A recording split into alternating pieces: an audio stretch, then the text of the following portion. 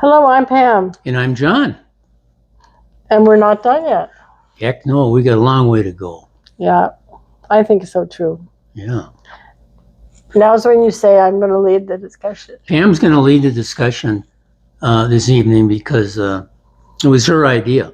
Yes, And I'm just going to be responding right. without much preparation. But first, we have to have our cheers. Yes. It is martinis and musings. Musings and martinis. Oh, lovely. Yes, to us. Yeah, to us. Cheers, my To you. dears. To you, my dears, Yes, and to you, my dear. Thank you, dear. Okay. Well, I have to say that after the several videos we've done, or 3 at least, on different strains of philosophical thought, we've talked a lot about philosophy now. Yep. And the things that we're doing and what they reflect. You know, we muse on them. Can you use the word muse that way? We muse on them? Okay. Sure. Reflect. Think. Yeah, reflect. And we're, getting nowhere fast, but it's really fun. And I'm enjoying it a lot and learning from people who are sharing information in response to the videos. So keep that coming because I'm finding that really helpful and makes me want to learn more. Right. And I also want to make sure that when we're talking about some of these philosophical, what do you call Schools them? of thought. Schools of thought. Yeah. That we somehow, or that for me, that I can put them in some sort of common context that will help me understand them better, or perhaps understand myself better, because I'm thinking of my behavior or my values in a different way. And this may be a little bit of a reach, but a few years ago I did some structured writing, and one of the weeks the writing was about to reflect on what is missing. And when I came upon this, I was doing this back in about 2021, so almost 5 years ago. Yeah. 5.5, yeah. And it was really interesting that, and I got to give my buddy here a lot of credit, but and my life circumstances have changed in so many ways. But the things that I was missing then, most of them I'm not missing anymore. And some of them were long-held things that made me really sad that I didn't have them anymore. On the list, I've lived in a lot of places, and two places I really love, New Mexico and Colorado.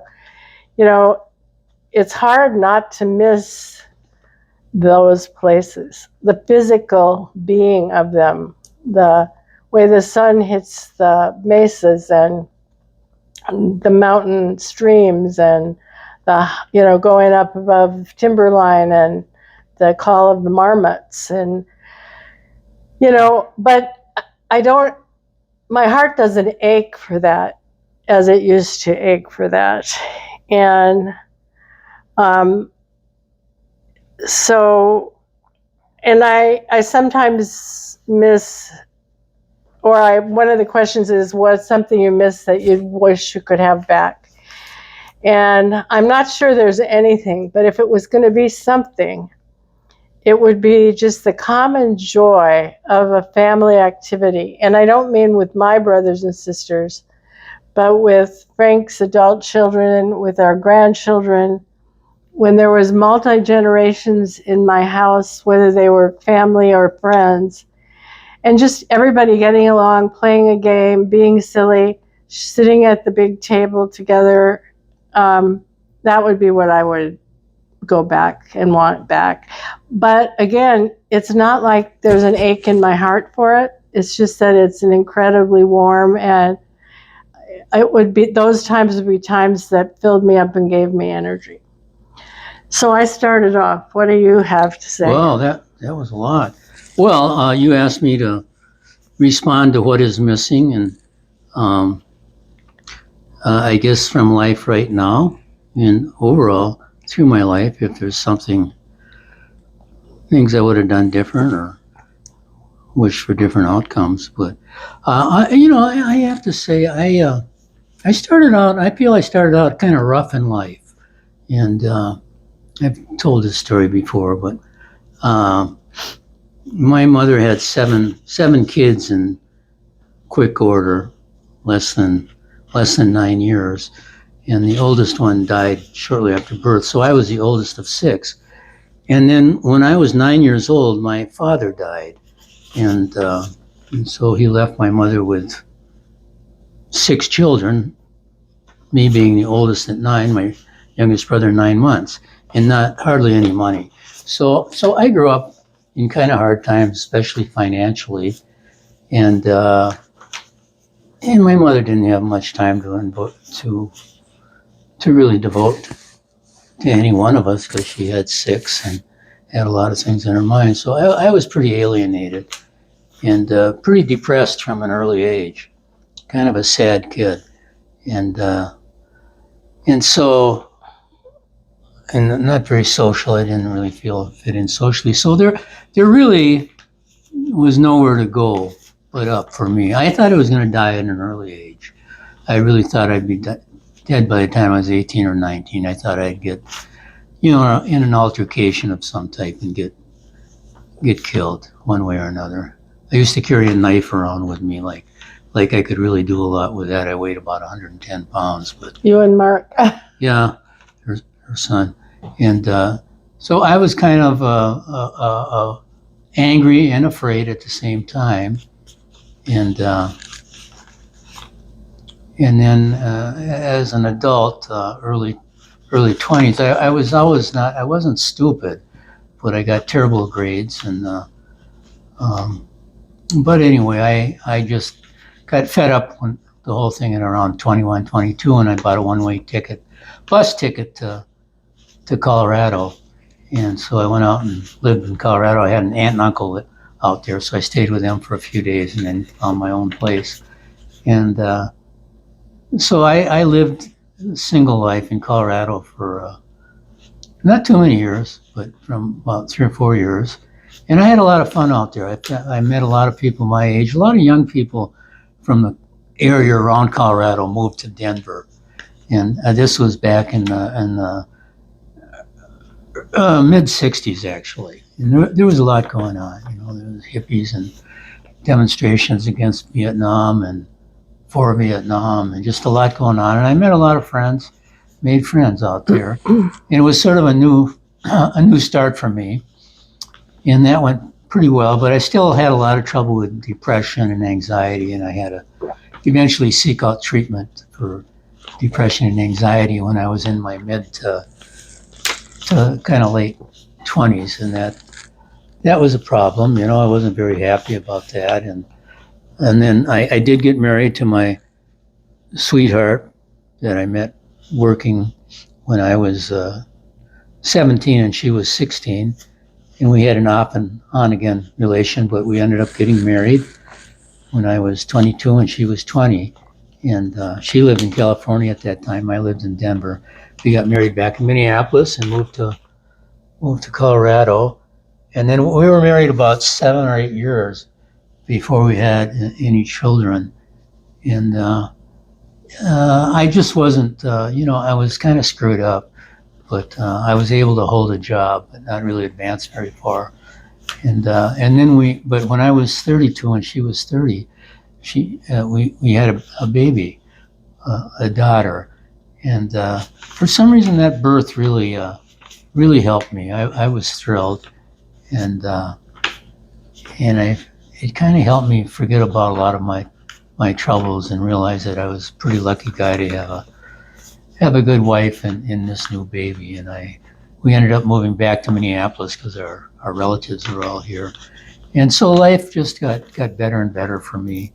And so the bottom line is that I feel after a rough start, I ended up with a very good life. I ended up with a good job, a great daughter, and a good marriage. And so there wasn't much I wanted for. My life turned out better than I ever expected it to when I was in my late 30s and 40s and 50s. And I realized I had had a lot of tough times, but I had made it through them and ended up better off than I ever thought I would be. So I feel I was a lot of people start out, with, a silver spoon in their mouth, so to speak, where, they're born into a successful, good family. And sometimes there's nowhere to go but down for some of those people. And I've witnessed that. And it was kind of the opposite for me. There was really nowhere to go but up. And so I've had a good life. I think I've had a good life in spite of the start. And So there's no big vacant holes in your heart? no, there really aren't. And I wouldn't do much any different. I had a job that permitted me to be outside half the time and inside half the time, which is what I wanted. I couldn't stand to be inside an office, and just a good life overall. We were able to buy a house and have enough money to live a comfortable life. And I never expected that. My expectations were so low for myself that it ended up being better life than I ever expected. So when we ask the question, what is missing? Really, for me, nothing's missing. It's just better than I ever thought it would be, and it still is. Both Pam's and my spouse died just not quite 2.5 years ago, and we were living in the same building at the time, and so we got together about a year after they had passed away, and now we have a great relationship, which means a lot to me. Means a lot to me. I'm just appreciative of the life I've ended up with. So I got no answers to these questions. That's cool. Well, I got some answers, but the interesting thing is the answers change, and I guess there's something to be learned from that too. Yeah. And one of the questions is, do you feel like you're simply not destined to, find that missing piece or reach that goal? And everything I wrote down, I think, with one exception, has happened. And what I was really looking for was, over and over, I wanted to write. I wanted to share my real feelings through writing specifically. And I feel like I'm able to do that both through writing. I do a little bit of painting, and now with the video, I like writing the descriptions. I like doing the research, little amount of it that we do, and so the pieces that were missing 5 years ago are now. And there's some big parts of my life that are gone. I mean, my husband is gone, and he was my soulmate. There's no doubt about it. I don't see the great-grandchildren. They live in another state. And the grandchildren that I helped raise, I don't really see them. But it's as though, I did that, and I still love them and support them. But this is my time, and some of my other dreams are coming true now, and I choose to be happy about that. The one thing that I always thought that would be part of my life, I had always intended that I would leave the United States and live in another country. And I haven't done that, and I don't believe I ever will now. And that's the only thing that still tugs a little at my heart, so to speak, because that was a big part of my internal identity. So these are things that this was written, you answered these questions in 2021, and now you're bringing us up to date. Right.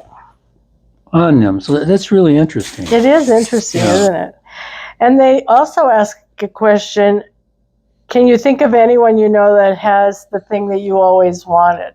Well, I do know people that have been expats, lived in other countries, and yeah, I've got some tinge of jealousy of them. And yeah, I wish I was a published writer, but we have a neighbor now who is. Do I feel anything but awe that she has accomplished that? No. Do I feel jealous? No. Do I feel inspired? Yes. And I also can recognize, and she speaks of it, just how much work and gut wrenching, honesty you have to bring to that work. And I feel good about it. I mean, it's no problem for me that somebody got something I wanted, because I've gotten so many other things that I'm sure most people never do. Like more than one really meaningful relationship, and having been able to, I didn't bear any children, but I raised other people's children. I was given the gift of them, and that filled me up. My life, though, I didn't feel like it got easy till I moved back here when I was 70.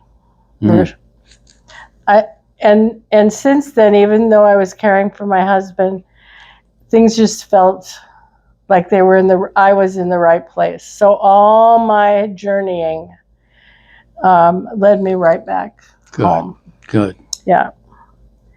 And right now, I really don't feel like there's anything missing in my life.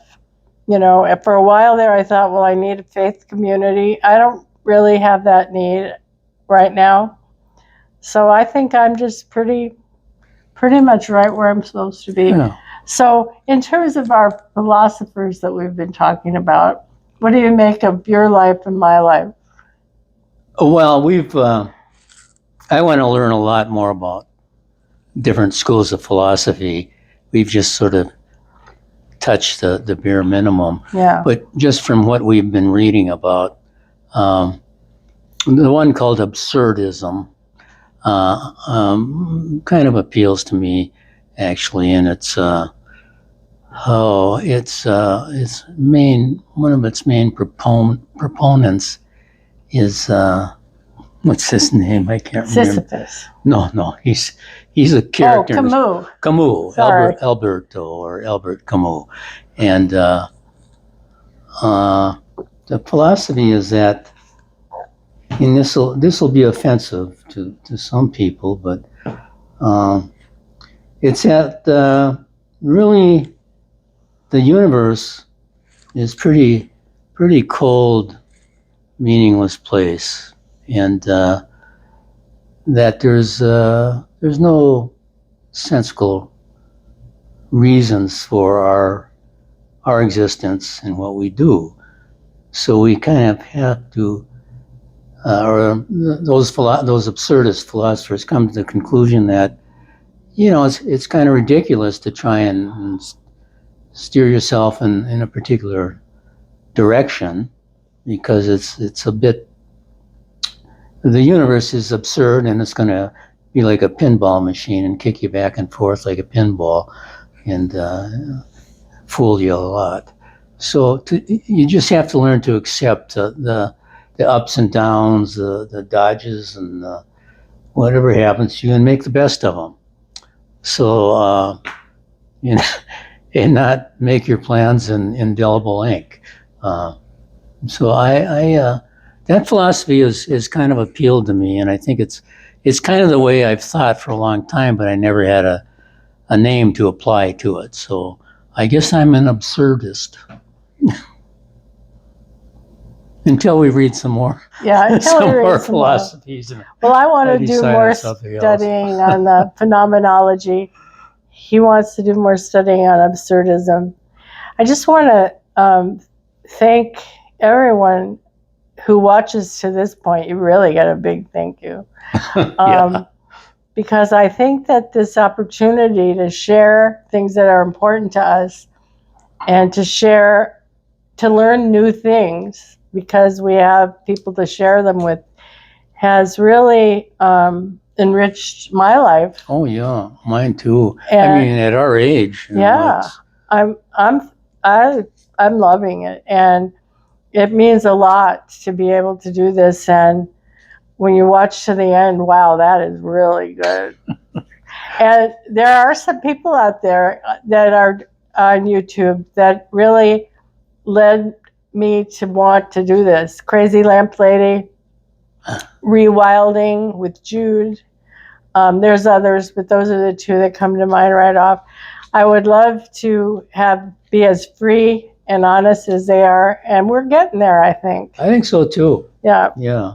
And And then I have the benefit of this very dear man who can't sing worth shit, but he's going to sing. oh yeah, I should sing everybody off, huh? Yeah, go for it.